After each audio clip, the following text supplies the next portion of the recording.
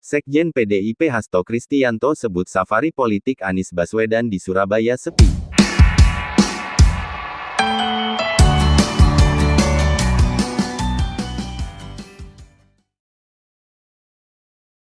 Sekjen DPP PDIP, Hasto Kristianto menanggapi enteng 3 hari safari politik bakal Capres 2024, Anies Baswedan di Surabaya yang selama ini dikenal sebagai salah satu wilayah basis PDIP alias kandang banteng.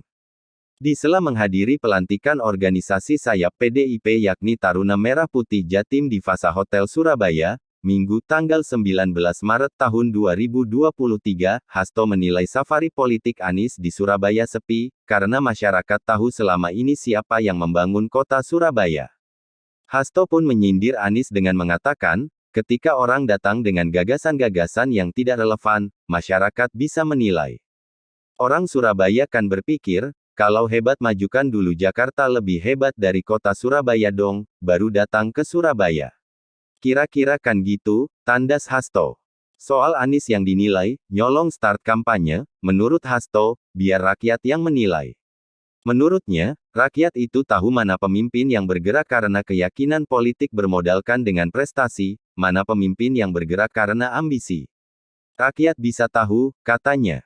Seperti diketahui, dalam 3 hari, tanggal 17 hingga tanggal 19 Maret tahun 2023, Anies melakukan safari politik di Surabaya dan Sampang, Madura.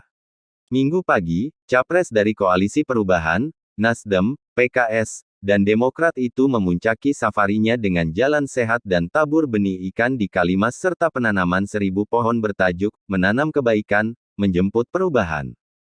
Sebelumnya, Anies bertemu ribuan relawannya, bernostalgia dengan kota pahlawan lewat malam mingguan di Jalan Tunjungan, berkunjung ke Sampang, serta berziarah di makam Kiai Haji Mas Alwi yang merupakan pencetus nama Nahdlatul Ulama NU.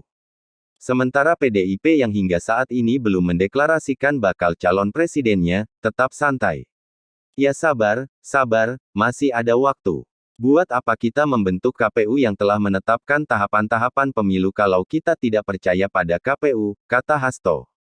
Menurut KPU, masih kata Hasto, bulan September, Ketua Umum PDIP Megawati Soekarnoputri akan mengambil keputusan yang tepat, dan sudah diawali dengan suatu dialog. Selama 2 jam, kata Hasto, Megawati dan Presiden Jokowi bertemu 4 mata membahas hal-hal yang sifatnya serius. Sedangkan terkait koalisi, menurut Hasto, kerjasama merupakan keniscayaan, apalagi dengan spirit gotong royong. Dan PDIP terus membuka ruang kerjasama dengan beberapa partai yang sudah berada di pemerintahan, kecuali yang sudah bergerak duluan.